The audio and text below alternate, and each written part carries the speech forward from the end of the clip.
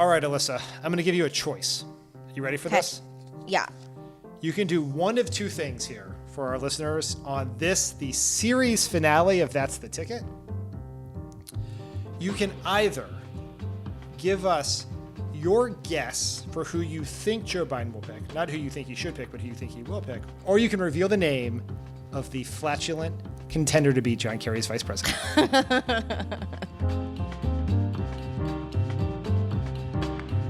Welcome back to the third and sadly final episode of That's the Ticket. I'm Dan Pfeiffer. And I'm Alyssa Mastromonaco. Buddy, what is happening? You tell me. Buddy, I'm sad that it's our last episode. It's a series finale. That's what we would say. And hopefully we'll try to land this plane more like Breaking Bad than Lost, I guess, would be two semi-relevant. Or like The Sopranos. That's a topic of debate. Anywho, what are we going to talk about this episode? On today's episode, we're going to talk about what factors candidates consider once they have vetted potential options, how they announce their decision, and who we think Biden might pick.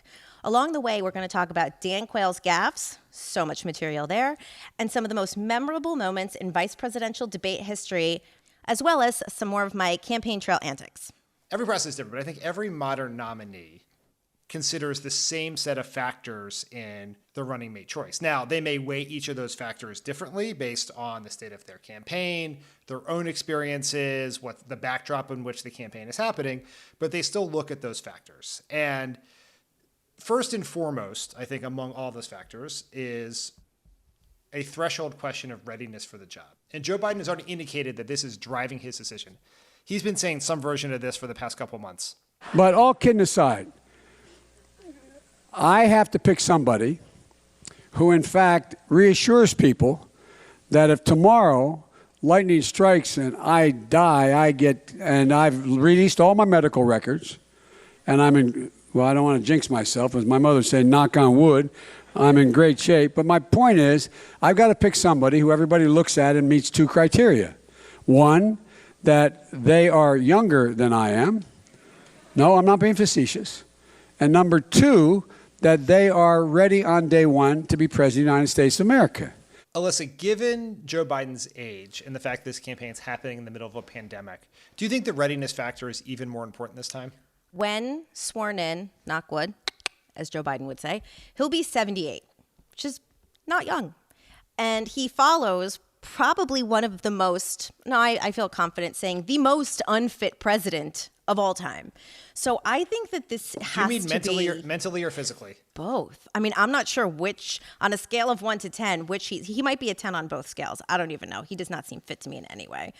I think he may be more physically fit than the bathtub guy.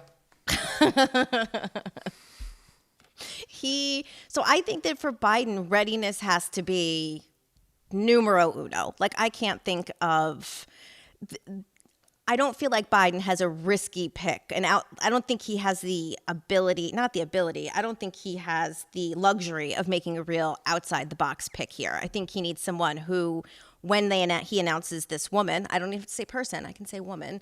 When he announces this woman, everyone's like, I fucking get it. Good for you. Readiness is an interesting question in a world in which we are coming on the heels of two presidents with very non-traditional resumes. Barack Obama, very successful. Donald Trump, less so, I'd say. There's a question of readiness in terms of their resume and readiness in terms of their ability to convince the American people who are going to be choosing this ticket of their readiness, right? You know, the most obvious example of a VP candidate who failed the readiness test was Sarah Palin. We've talked a lot about her on the pod, and you probably remember Tina Fey's impression of her. But it wasn't just liberals and the writers at SNL who thought she was unprepared. In an October 2008 poll, shortly before the vice presidential debate, a Washington Post ABC News poll found that 60% of voters thought that Palin did not have the experience needed to be president, including 30% of Republicans. Now, what I think is really notable about that is her resume was not significantly, her resume was not on paper worse than Obama's. Like, the public here is reflecting what they saw of her between when she was announced in August and when this poll was taken in October. Now, someone who our younger listeners may not remember as well is Dan Quayle, who was viewed as spectacularly dumb and unprepared for the job of president when he ran with George H.W. Bush in 1988 and 1992. His most famous gaffe today is probably misspelling potato on camera in a classroom full of elementary school students in 1992.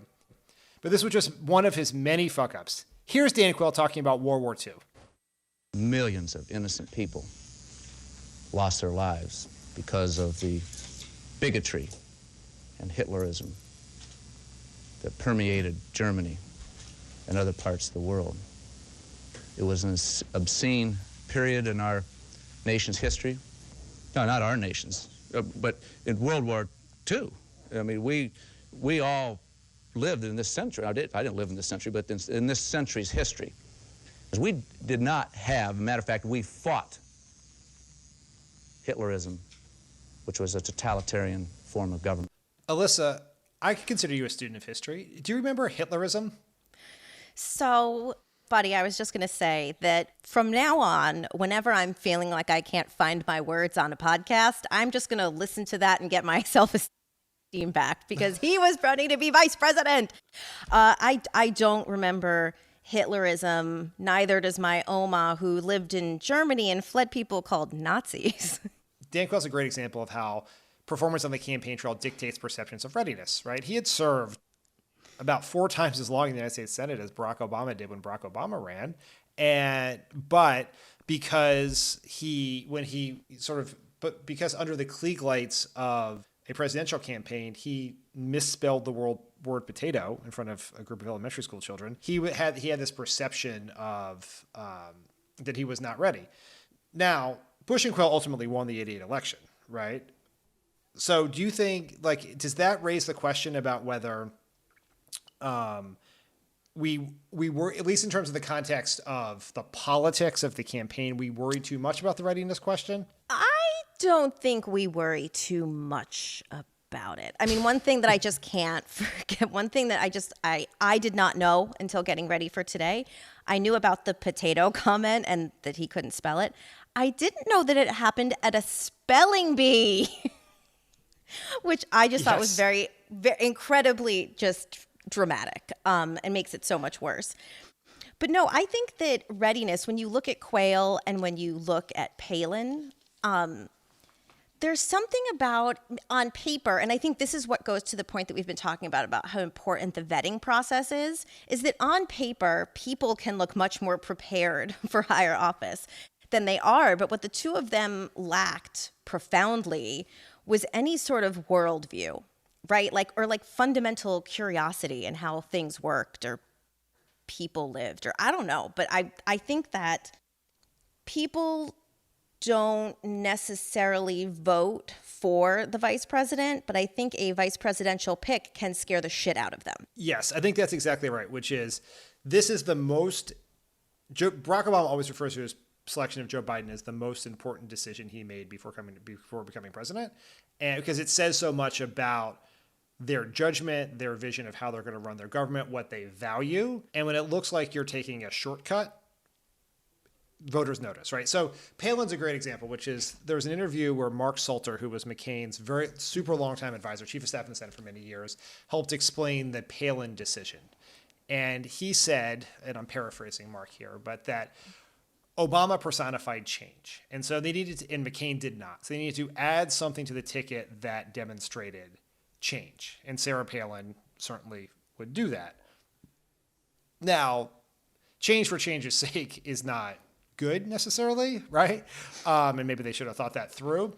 But it said so much about McCain's judgment which was already under question because of his incredible unyielding, despite years of evidence for the Iraq War, that he would choose someone who would potentially help him on the campaign now at the expense of what kind of government he would have if he won. And voters noticed that. Mm-hmm. And it fit within a narrative of McCain, which was that he sort of had he had bad judgment and erratic decision-making process. If you look at the people on Biden's short list, you have, incredibly successful senators who have served in statewide office. You have people who have run cities. You have people who have been, national security advisors to ambassadors to the UN, to president, like people with a wide range of different experiences, all of which have more experience than Donald Trump. But the question isn't really will people look at the resume? It's will they look at the candidate when they are on stage and say, this person is ready. This is a decision. The choice of this person by Joe Biden tells me that Joe Biden is someone whose judgment I will trust in a crisis. Is that right?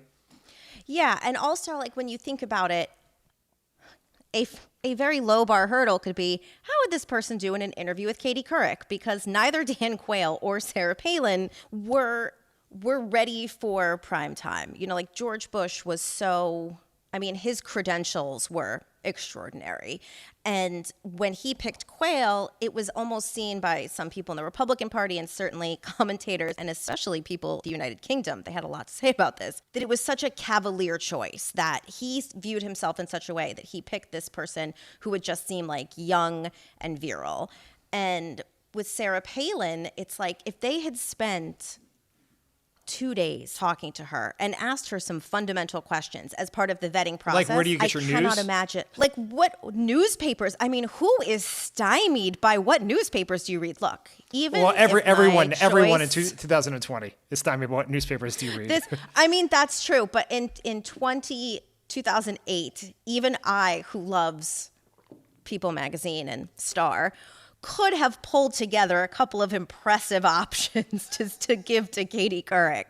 And she couldn't. And so it just, I think, showed when she actually got onto the big stage that they literally hadn't taken any time whatsoever to consider that, especially John McCain, someone who was also older, that they were like, let's just try to get some women to vote for us, and consequences be damned, we'll deal with that should he ever get sick. And I think that people really after Palin were like, let's just really pick down into this one, because she was so, like you said, on paper she seemed fine and she had more credentials, I guess, or more on her resume than some other people. But given a little scratching below the surface, I think that it would have been pretty apparent that she was not ready.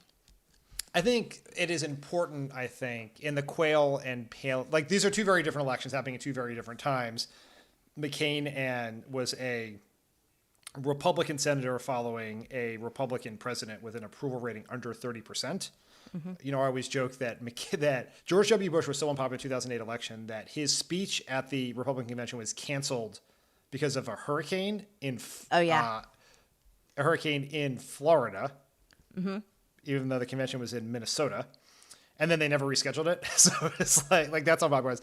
And Bush was following Reagan, who was still, quite popular after two terms. But there's also the factor that men with thin resumes get the benefit of the doubt in a way that women do not. Right. And so and that is going to be, and that level of, that sort of misogyny is going to obviously underlie the reception to Biden's pick, right, which obviously will be a woman. There are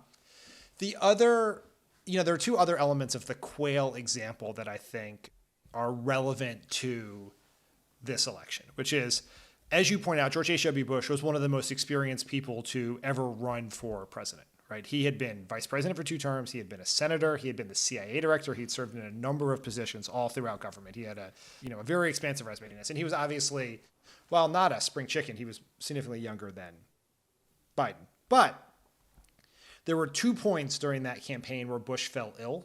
Not seriously ill, but ill enough to be off the campaign trail, which raised the specter of a Quayle presidency, which, and we are in it, with this camp. So like George H.W. Bush, Biden has an impeccable set of quote unquote traditional experiences to prepare him for the job. I mean, he worked in that building for 8 years, not very long ago. And even though it feels like 1,000 years ago. And, but also this is happening in the middle of a pandemic. And so the specter of illness, will hang over this choice. Now, the second factor is very so I think of readiness as a gating issue, right? The campaign just says, does this person meet a threshold on paper?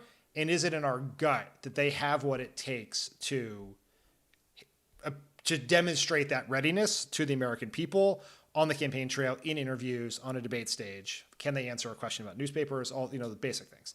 And the second factor people think about is governing, right?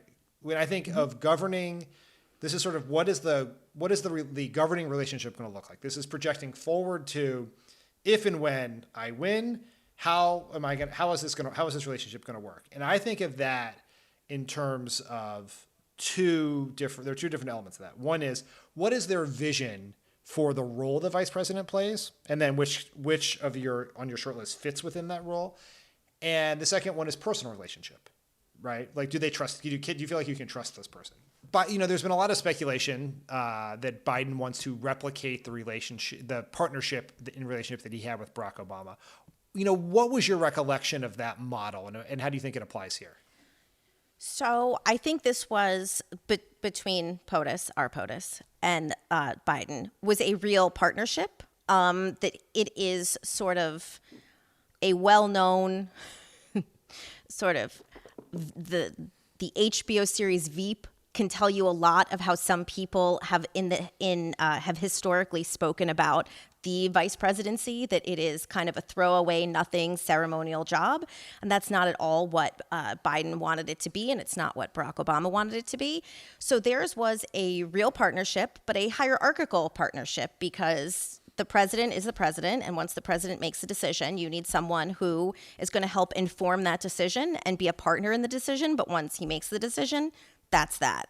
And so from all of Biden's years in the Senate, I think he fundamentally understood hierarchical relationships.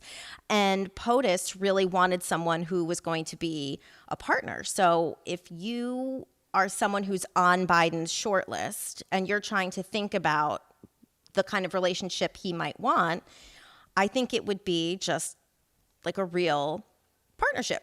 Can you talk a little bit about the role that lunch plays and how that relationship works? Joe Biden very much thought it would be good for the president and Biden to have lunch once a week together. And when you think about it, no matter who you are, if you don't pick your best friend, obviously if I ran for president, you would be my vice president, you or Kyla. And, but we have known each other for so many years. I fundamentally understand our relationship and your decision-making style. And so the idea between the two of them having lunch was, one, building that relationship, coming to understand each other, and also being able to, I think, especially for Biden, give his sort of unvarnished feedback, not in front of a room full of cabinet secretaries. Here's my very important question about this lunch, and I don't know if you know the answer, which is Barack 7 almonds Obama, is a very, very healthy, boring eater. He eats salmon for lunch 6 days a week. Yeah.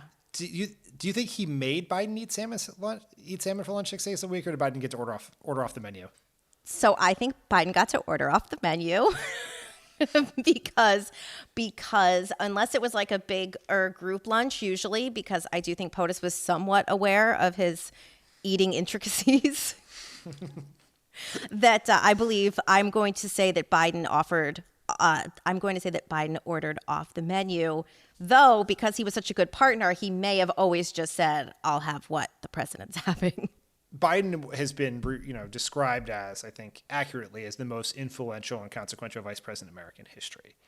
And that is unusual, right? The vice presidency traditionally has been a ceremonial position in some cases. John Nance Garner, who was one of FDR's vice presidents, once described the vice presidency as worth a warm bucket of piss, which I always thought that quote was warm bucket of spit. It was. But I've learned through the very excellent research skills of our producer, Jordan Waller, Garner actually said piss, but the press cleaned it up to spit to make life easier for Garner, and because I don't think he probably couldn't get piss in the newspaper back then.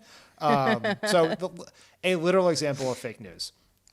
And I think the relationship, one thing that was interesting about the Biden-Obama negotiations, we've since learned, is that Biden wanted to be in charge of some things, right? He had specific, obviously he had to do a lot of the ceremonial stuff that vice presidents do. They're sort of famous for being sent to funerals for second and third tier world leaders. They often are, if the president can't do something, they'll send the vice president. And so he did all those things, obviously, and did it gladly. And he spent a lot of time campaigning and doing other things when he wasn't in office. But he was tasked with very specific projects that he oversaw, right? He came in, and because of his experience in the Senate, he really handled passing a lot of our legislative agenda through the Senate and handled negotiations with Republicans.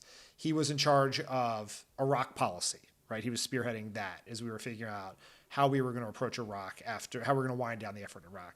He was in charge of the Recovery Act, right? The stimulus bill to help get us out of that.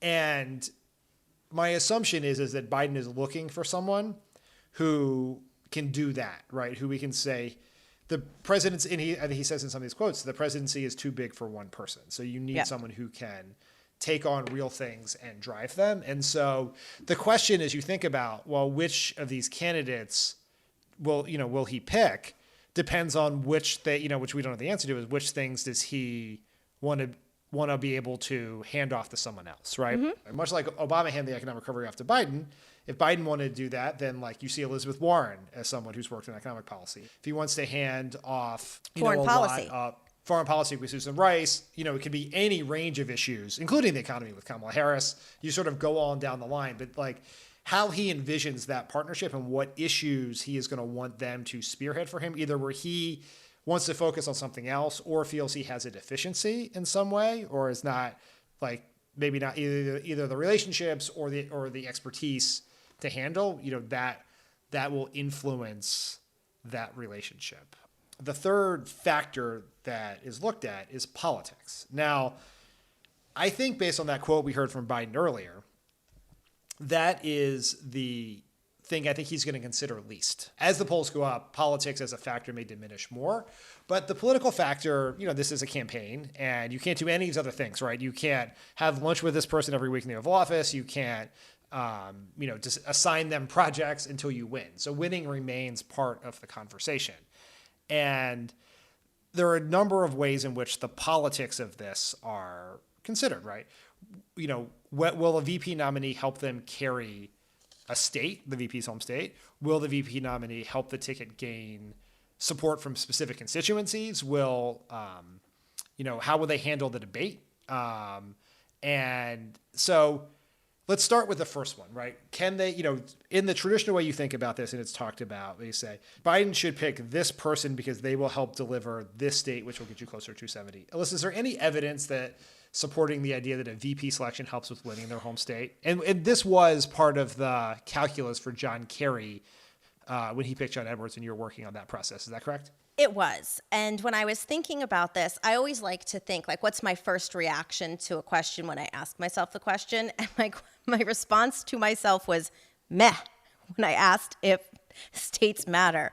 John Kerry, most of his finalists in 2004 were from battleground or soon to be battleground states.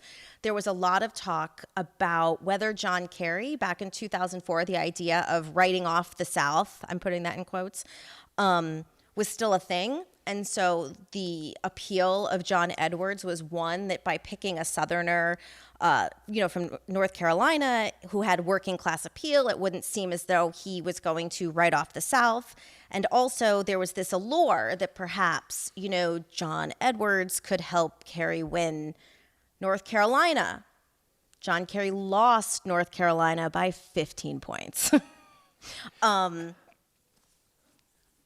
So I don't think that there's if you go through history, I don't think there's any example of a state, of there really being someone who was picked and put the candidate over the top in a state where they already weren't within a couple points or any points at all. I mean, this is such a hard thing to judge because it's such a small sample size, right? We've had so few presidential elections, and only some subset of those presidential elections involve a presidential candidate, only some subset of those presidential elections involve a vice presidential candidate from a swing state that could possibly move. And then how do you decouple that from the other larger factors? Like, for example, in 2008, Barack Obama won Wisconsin by around 15 points. Mm-hmm.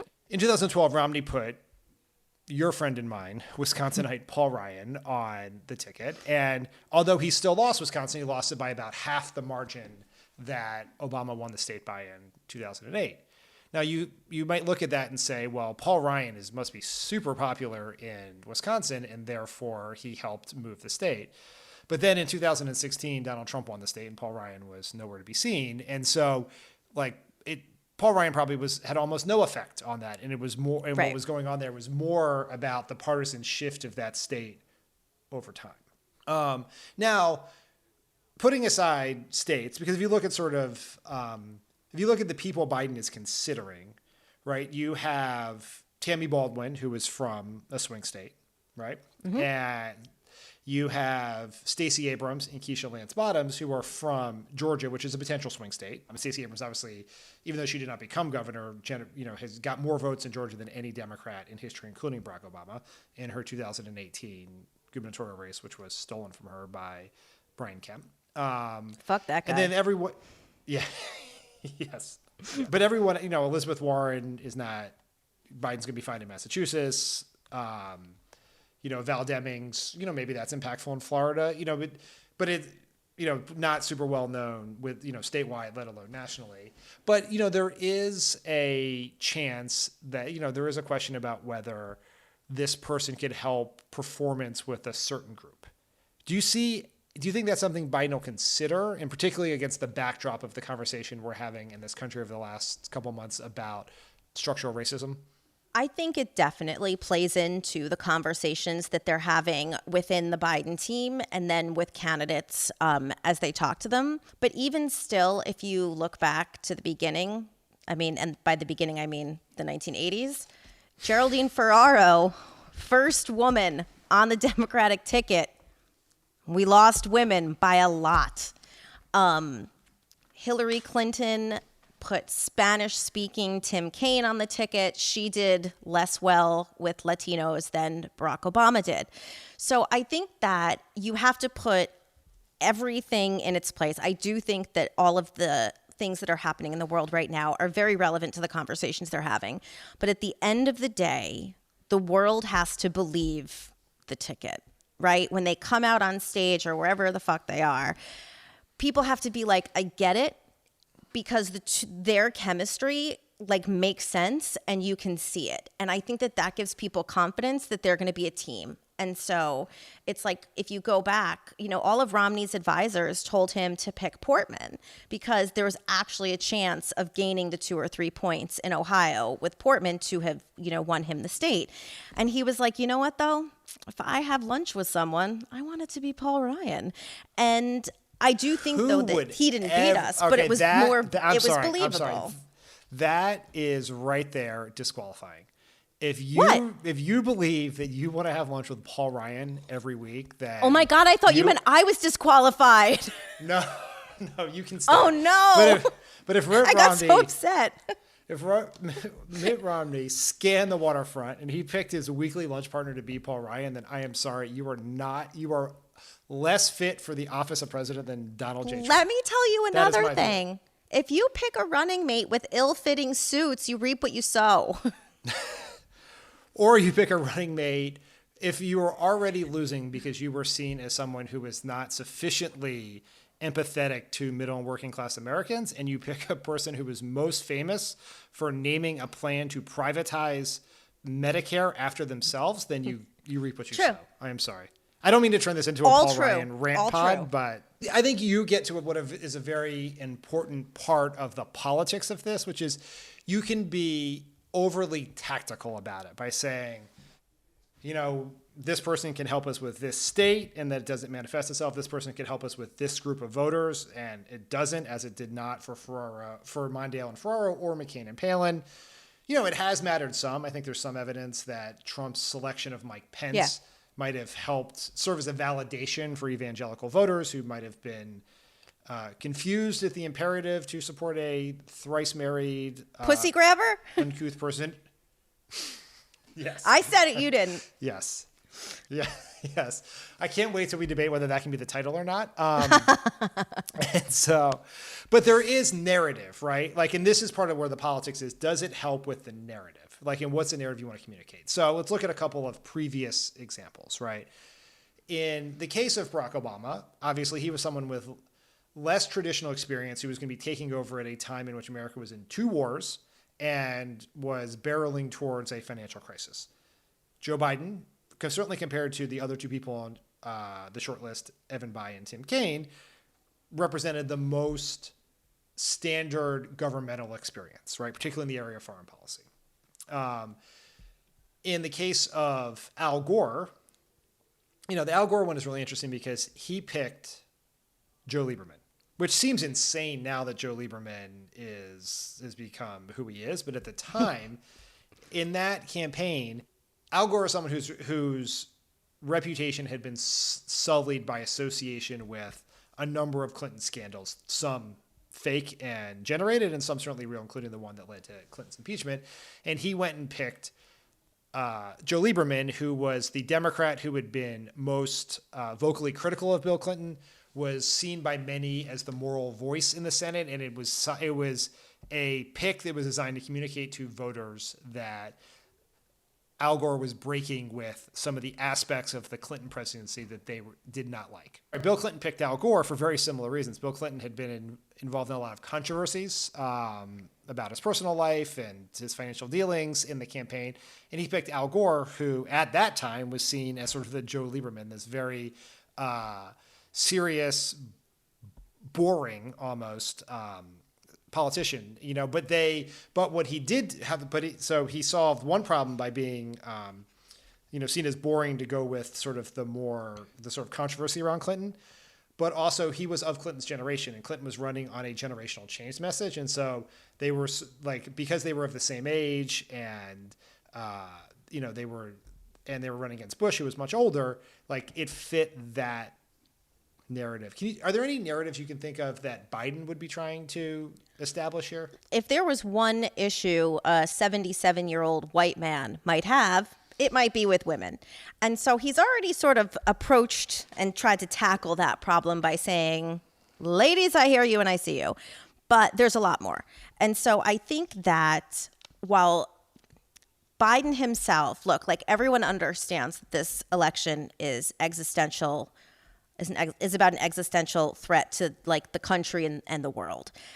But Biden still has to motivate people to get out and vote because that's important. And so I think that while Biden knows that he himself does not come across as any sort of change agent, and he is not the future-facing face of the party, I do think that if there's one thing that he's thinking about is who do I pick that can understand and speak to the change that needs to happen in this country, and who is someone that can help lead the party forward. So if I'm him, if there's any sort of itch I'm trying to scratch, that's probably it. There's a couple of directions that Biden can go here, right? Any good campaign narrative is a implicit counter narrative for the person you're taking on. So you could see a world where Biden decides that he's going to double down on government competence, right? We've had this Yahoo reality TV star who can't even be bothered to do the job in there for the last 4 years. And look where that's gotten us, an economic depression and a pandemic that has made America the embarrassment of the world. So you're going to pick someone with tremendous amount of government experience. And you can go through a couple of people on that list, on the Biden short list, who would fit that, right? You could go with sort of what you said, which is bridge to the future, where he's going to say that I recognize that I am older, I am a transitional figure, and I want my vice president to be the future, right? And a whole bunch of people on that list would fit that criteria. You could say, I want to double down on Obama nostalgia, right? Where it's you're going to, it's sort of make America great again circa 2016. Make America great again circa 2008 to 2016. And, do something there. So there's a whole bunch of different ways he can do it if he wants to focus on that. Now, the last part, I think, of the political calculus, and I think probably the least consequential, although you should certainly feel free, as you often do, to disagree with me on this, but a good vice presidential candidate needs to be able to win a debate, One of the most notably bad VP debate performances came from John Edwards in 2004 when he was up against Dick Cheney. Alyssa, some people have said I have been overly mean to you about the selection of John Edwards by John Kerry, who you worked for. I would like to just state for everyone who's tweeting us that I am A, not holding Alyssa responsible for it. B, thought it was probably the wise decision at the time. John Edwards did not reveal himself to be an absolutely horrible human being until after that. And I'm just teasing you. So I wanted Tom Vilsack. I've said it before. I liked him very much. He was my favorite person. Also, people don't need to stick up for me when it comes to you. I obviously hold my own. There's no doubt about that. No. What happened at that debate, or what do you remember about the Cheney-Edwards debate? I remember everybody thinking that John Edwards, with his like beautiful side-swept hair, was going to knock it out of the park. And he just did like some really ham-handed sort of hackneyed things when he got to the debate. It's like, this is always my thing, that when you look, and we'll talk about this later, but when someone lands a punch and it seems like they just came up with it, that they can pivot and think on their feet, you're like, damn, that was great. But the thing I remember was that he got on stage and tried to talk to Dick Cheney about gay marriage. Dick Cheney has a gay daughter. He was against gay marriage. John Edwards really thought he was going to hit one home with this. One, Dick Cheney was like, get off my stoop, you fly. Like, I'm not even going to talk to you. And John Edwards was also against gay marriage. It's like, how is that the move in the debate? It didn't make any sense. He was supposed to come off as like this young, virile, I always think of like Matthew McConaughey in A Time to Kill, that's what he was supposed to be, and he was not. He was not Jake Brigance. He was no one. I mean, you're exactly right. There was originally obviously an expectations problem. John Edwards was a very successful trial lawyer and was sort of famous for his closing arguments, in court before he entered politics. And Dick Cheney was never a politician of great talent. He had mostly at least worked his way up through government, although he did serve in Congress for years. He was Secretary of Defense. He was Gerald Ford's chief of staff, and he was sort of known for being the master of the inside game, which is something we have not talked about in this pod, and we probably should have, was that Dick Cheney ran George W. Bush's vice presidential selection process and then himself. Ended the process by picking himself, which is, so maybe he's a master inside politician, but not someone who's particularly charismatic in front of the camera, but he was quite well prepared, and he landed a relatively brutal hit on John Edwards' inexperience and turned Edwards into a version of Dan Quayle there. Let me say first that I think the vice president and his wife love their daughter. I think they love her very much. And you can't have anything but respect for the fact that they're willing to talk about the fact that they have a gay daughter, the fact that they embrace her. It's a wonderful thing. And there are millions of parents like that who love their children, who want their children to be happy. And I believe that marriage is between a man and a woman, and so does John Kerry. I also believe there should be partnership benefits for gay and lesbian couples in long-term committed relationships. But we should not use the Constitution to divide this country. No state for the last 200 years has ever had to recognize another state's marriage. This is using the Constitution as a political tool that's wrong. Mr. Vice President, you have 90 seconds. Well, Gwen, let me simply thank the senator for the kind words he said about my family and our daughter. I appreciate that very much. That's it. That's it. Okay, then we'll move on to the next question. Speaking of Dan Quayle, he was also involved in one of the most notorious vice presidential debate moments when he was absolutely owned by Senator Lloyd Bentsen after Quayle was asked about his experience. Let's take a listen. It is not just age, it's accomplishments, it's experience. I have far more experience than many others that sought the office of vice president of this country. I have as much experience in the Congress as Jack Kennedy did when he sought the presidency I will be prepared to deal with the people in the Bush administration if that unfortunate event would ever occur. Senator Benson? Senator, I served with Jack Kennedy. I knew Jack Kennedy. Jack Kennedy was a friend of mine. Senator, you're no Jack Kennedy. Just absolutely brutal. So here's the thing about that is that, again, I remembered that. I've used it as a as a YouTube link on Twitter many times in responding to people.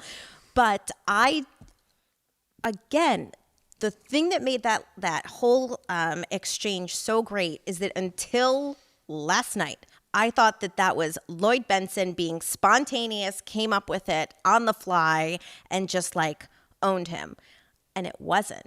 His advisors, including Bob Shrum, who my beloved cat was named after, were trying to get him to say this in debate prep for weeks because he was not seen. Benson was not seen as a great debater. He was not terribly telegenic in his own view. I'm not judging him. And they were like, this is the winner. And so the thing is, he landed it. On the one hand, I was a little bummed to know that he didn't come up with it on the fly, but also stoked because he landed it like a champ. Do you think the vice presidential debate matters at all? I mean, we've just given some examples. I don't think you think that Kerry lost in part because John Edwards did a terrible job against Cheney. And, Benson delivered that hammer blow, but then, the Dukakis-Benson ticket got clobbered. But do you think it, how impactful do you think it is if it's impactful at all? I don't think it's that impactful. Well, let me qualify that. I think if your candidate is strong, if your presidential candidate is strong, the VP debate isn't that impactful. I think if they're not doing great, that how your VP does maybe sway people more. I mean, I think that if Mike Pence, he did pretty badly. I was going to make the argument for having picked Pence, and that's why they won, but it's not. People were just really not smart this time around. So no, I don't think that. I think that it's interesting for us to watch. I think that if George Bush had not been as strong and credentialed as he was, Dan Quayle becoming the wide-eyed emoji, like deer in headlights, would have mattered more. But ultimately, like his wife Bab said, when talking about how really terrified she was of Geraldine Ferraro because Ferraro was so great on the campaign trail, but that ultimately people do not vote for the vice president. So I think that if Bush had been weaker, had not been as popular, the Quayle performance might have mattered more. But I think that if you're doing pretty well, it's not, unless you totally implode, I think it's interesting for people to watch. I don't know that it moves the needle. Yeah, no, I think that's right. Think? I think it does not matter as much the debate itself. And I think the vice presidential selection overall does not matter as much politically as people who talk about and write about politics for a living tend to suggest. But it can matter in the margins. And I think it's less about the choice of it's less about how it influences people's choice, and it is about momentum. Because the sequence of debates has been, at least in recent years, first debate between the presidential candidates, vice presidential debate, second presidential debate, third presidential debate. And in both the Kerry race and the Obama re-election race, that vice presidential debate mattered some because Kerry had performed very well in the first debate against Bush and was seen as having won. So if Edwards had performed well, it would have continued their momentum for at least another week or so. But because Edwards got clobbered, it allowed Bush to resuscitate some momentum. 2012, Obama did not perform well in the first debate against Romney. He lost that debate. Hashtag Denver, never forget. Yeah. Yes, exactly. And our campaign was reeling, and that was the first time Romney had momentum in months and was rising in the polls, was raising more money. Republicans were getting more enthusiastic. And then that Biden-Ryan debate happened. And if Biden had done poorly in that debate, it would have given Romney more momentum heading into the next debate and maybe a better chance at upsetting Obama. It's hard to know, to figure out exactly how that would work, but it does, it happens at a relatively important juncture, and the performance does matter. So I think it at least will be something that the Biden campaign considers. Now, we take all of this, and we've been through the readiness question. We've been through the governing partnership question. We've been through the politics. Alyssa, what does your gut say about how much this decision will actually matter in whether Joe Biden becomes president or not? Not what kind of president he'll be, but whether he actually wins the election. Here's what I'm going to say. And I say this knocking all the wood in my house. I say it as the person who bought a raincoat before our outdoor election night event in Chicago, because I thought by buying a raincoat, I would not jinx us for having this outdoor event. I think that Biden's selection isn't about him winning. It's about by how much he wins. That's what I think. That amount of messing with karma is... I told you I knocked on everything. I just knocked on my head, okay? But like, did you want me to lie? That's what I think. I mean, don't lie to yourself, but make sure you keep karma in the loop of what the plans are. Karma and I are friends. Okay. All right. I think it matters. The most important parts are about what kind of vice president this person would be. And the politics are actually directly related to that, because if you screw up the first two questions, it impacts the third question, politics. But it does matter on the margins. And in close races are won on the margins. And there is lots of reason to believe, despite what the polls say today, that this could end up being a very close race. And so I want to make sure we don't undermine the entire purpose of the 3 episodes we just did by saying it doesn't matter, because it does matter. It matters a lot. Yeah, of course it matters. Once a decision has been made, the final step in the process is telling the world what the decision is. What is your recollection, Alyssa? You helped plan both Barack Obama and John Kerry's announcement of their presidential picks. What's your recollection of how they did it and whether you thought they were successful? John Kerry picks John Edwards. He makes the decision over 4th of July weekend, specifically because he thinks the press isn't going to be paying attention. Again, not a lot of social media back in 2004, so people actually did sort of like quiet it down during the holidays. So it's John Edwards. John Kerry makes the announcement on the 6th of July. The event with the Edwards is going to be on the 7th. But we had on the 6th, again, like we've talked about, so much of this revolves around private planes and trying to get people around where they need to be.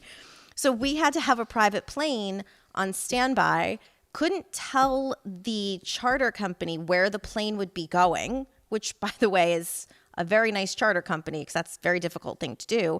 They had to sign NDAs once we were going to tell them what city they were going to be going to pick up the person and take them wherever they were going. This was the same in 2008. So John Kerry makes his announcement.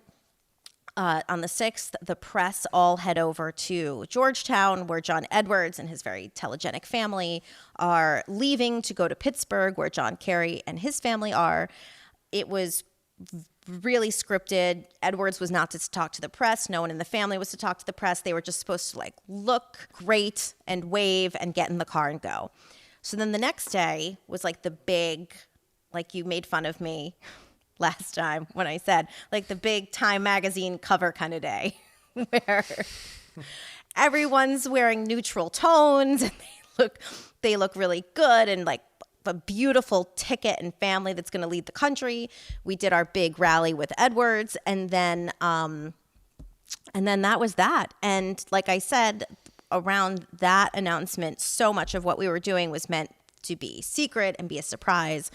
The people who printed the placards that we have also discussed revealed 3 different potential choices: the Kerry Gephardt, Kerry Vilsack, Kerry Graham, and Kerry Edwards. Even the people who printed those 4 versions of placards had to sign NDAs because we didn't want them to tell anybody who the final 4 might be, even though the New York Times more than had that covered.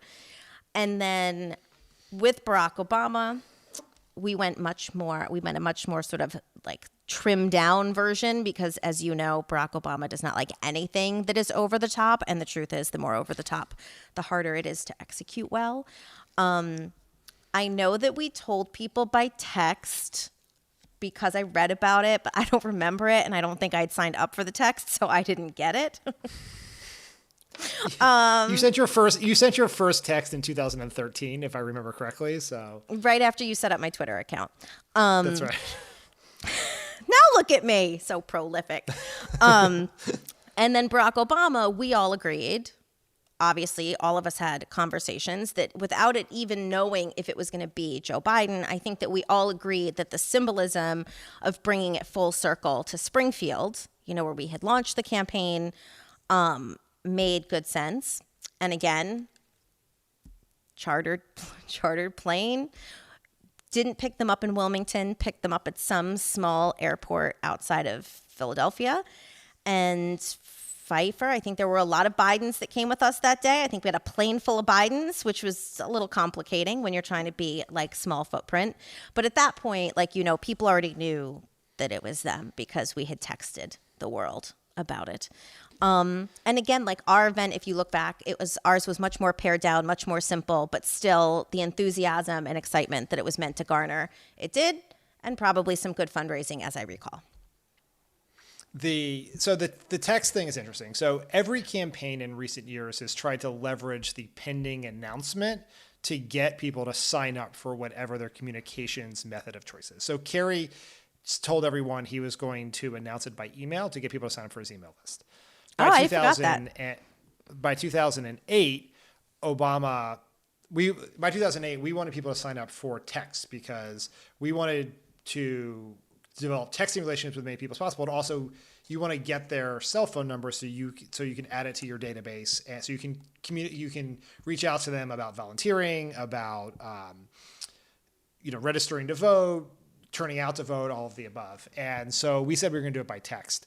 And what happened was we were going to send the text first thing Saturday morning, and the event with Biden would be Saturday. But what happened was CNN late into the night on Friday night reported that it was Biden. Now they had sort of reported it no one in Biden world, I believe, had told CNN this, but I think the two other people on the list had been told that they were not going to be it. So sort of by process of elimination, and their desire to keep that secret goes down greatly when they know they're not going to be the VP. And so CNN reported it, and we had this.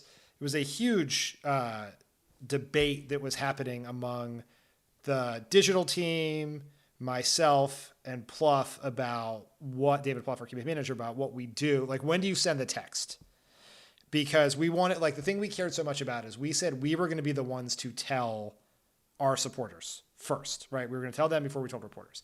And so under orders of potential firing, basically, Pluff said to all of us on the communications team, you cannot confirm this to any reporter until the text goes out. And so I did not go to bed that entire night. We eventually made the decision to send the text 3 a.m. at, yeah. I think, 3 a.m. 3 a.m. because it had become untenable. Now, Romney tried a similar tactic and tried to get people he was going to announce it through his campaign app, which seemed clever on its face, but really made almost no sense. And then Donald Trump, in a very on-brand way, did something that had no organizational value, which is he just tweeted his answer out. So he does it. Having Twitter followers, does that help you win an election? Certainly does it help you get volunteers and voters? That whole conversation, perhaps too long and too boring, about an email chain I was on about texts 12 years ago, speaks to what campaigns are trying to get out of this, right? The first and most important thing is they want to grab the nation's attention and hold it for as long as possible, which is why you do you preview the announcement, you do the announcement, then you kick it off with some sort of bus tour or boat tour or some sort of planes, trains, or automobiles tour across America with the two of them, right? Because that'll get coverage. The other thing is you want to leverage it for organization, which is why you do things like get people to sign up for texts and emails. But Alyssa, I have to ask you, as the person I describe as the foremost living expert on the vice presidential selection process, you have planned two of these announcements. What advice would you give to the Biden team about how they were to make this announcement when this decision has been made? I leave the social media stuff to you, like how you would maybe tee it up and actually communicate the choice, right? Because it looks like that there's a bifurcation, right? There's the actual announcement going back to John Kerry, that it's announced, and then there's the event. So if I were to do the event for Joe Biden and I were going to tell him what to do, one, We are in July. August 2020 is the 100th anniversary of the ratification of the 19th Amendment, giving women the right to vote. He is picking a woman. This is some low-hanging fruit. I would include it in my announcement in some way, at least if it only means waiting until August 1st to say, this month is so important, and I'm acknowledging it, and this woman is going to be the first woman to be vice president. I think that would be important. The thing that you want to communicate, which will be hard and will take some finessing, is like momentum and excitement and enthusiasm. And I think that that will be very hard if they can't have a crowd, which they more than likely cannot have a crowd when they do the announcement, do some like big energetic speech. So if I were the Biden campaign, and if they want to hear more, they can just tweet at me. I would go for something really beautiful and symbolic and something that's just going to like take people's breath away. This sounds pretty, I don't know, this might sound trite, but honestly, it's when I was thinking about it, this was the first thing that came to mind. If you have Joe Biden either in downtown Manhattan or New Jersey, and you have the Statue of Liberty in the background, and they do like a very serious speech about the future of America and why this is such an important pick, such an important election. I think it could be really powerful and beautiful and symbolic. The Statue of Liberty is a statue, and so Donald Trump obviously will have feelings about that. But I think that that's what I would do. I think that if I'm Biden, you're all the things in your announcement that Trump is not. You are dignified. You are a statesman. You are doing an event that is about you, but more about the country, and sort of like a path forward. I think that's probably what I would do. It is both tonally and logistically impossible to have the sort of traditional enthusiasm images that are around these picks, right? Like huge crowds for Obama and Biden, huge crowds for Kerry and Edwards and Pittsburgh. Like that's traditionally what you do. And then you get off on a bus tour and you go places like that's not available to you. So, I think you're right to swerve in the exact opposite direction, which is be serious, right? And the image behind you is going to matter a lot because there will be no crowd, right? You want that to be what people see, not just the sort of the shot of the, you speaking and then the shot in the newspaper or, more importantly on the internet will be the 18 people in, painted circles on the ground apart from each other sort of situation. Right. But I think maybe this is a situation where you find the sort of beautiful backdrop that you talk about or without a crowd, or you do it, or even a COVID version of a crowd, or you do it in front of flags. Yeah. Right? Like that is like Biden. I think that Biden has done a lot of things with that traditional flag backdrop, which is supposed to signify to the viewer and to the press, like this is a serious speech, right? On a campaign, you put the flags up and you're doing a serious speech. And these are serious times. So doing it that way is good. The other two thoughts I had is one, you would probably do a gazillion joint media interviews right off the bat, because the only way you're going to be to reach people is by being seen everywhere and often. And oftentimes, like the sequence of this is you wait until you wait a week and do a joint 60 Minutes interview is sort of it. Mm-hmm. But now you just got to jump in and do all of it because you can't tour the country like you normally would in a lot of local press. And the other thing is because of the sort of email, Twitter, campaign app, text sort of tempo we've been on with campaigns, there's going to be a lot of really terrible digital ideas, like they should announce it on TikTok or they should do this. Oh no, do it over IG Live. No. And I think that is tonally off, right? If there is a clever way, certainly have people sign up for text because you want to continue to build that database and other things like that. But I don't think there is some super snazzy thing to do. These are serious times, is a serious election, and the backdrop should be serious. Well, and also I just think it's not a medium that Biden would be comfortable in. Right? That's why, whether it's the flags or my Statue of Liberty idea, I have some others I'll share with you later, that you need something where he feels completely great in his skin. And but it's there is the fear that, there's going to be some wacky digital ideas that, we should just put in the trunk until after the good announcement's over. We're all craving, political junkies like us are craving the normalcy of campaigns, and those aren't coming, and we should give that up because it doesn't fit with what we're doing right now. All right, Alyssa, I'm going to give you a choice. You ready for this? Yeah. You can do one of two things here for our listeners on this, the series finale of That's the Ticket. You can either give us your guess for who you think Joe Biden will pick, not who you think he should pick, but who you think he will pick, or you can reveal the name of the flatulent contender to be John Kerry's vice president. Buddy, you know that I could never do that because that would be uncool. And the whole reason that anyone's ever given me any good shit to do in my life is because I'm discreet. Not anymore, but I was back then. So I have to maintain my oath to John Kerry of being discreet. So I will tell you that I think Joe Biden is going to pick Susan Rice. Whoa, what a pick.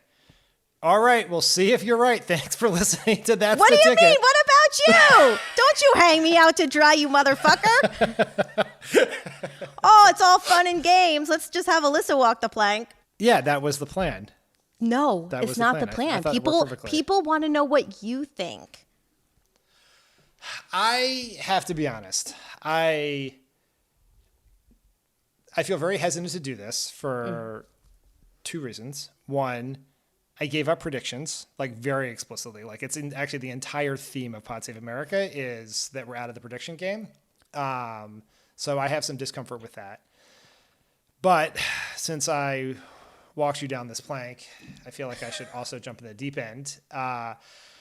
If I had to guess, based on no insider knowledge, with no opinion on whether this is the right pick or the wrong pick, and the context that I think that there is no one on the list, on Joe Biden's list, a bad selection. If I had to guess what Joe Biden would do, Correct. I would guess that he would pick Kamala Harris. Well, we'll see if one of us is right. Also, all the caveats you said applied to what I said, but I just didn't use that much air to buffer myself around a potential karmatic bad pick. It's per usual. You accomplish a lot more than me in less time. LOL. All right, everyone. Thank you so much for listening to That's the Ticket. It has been a blast talking to you all about the vice presidential selection process. And Alyssa, we can't wait to talk to you again on Pod Save America after this choice is made. I cannot wait. Hopefully it is soon.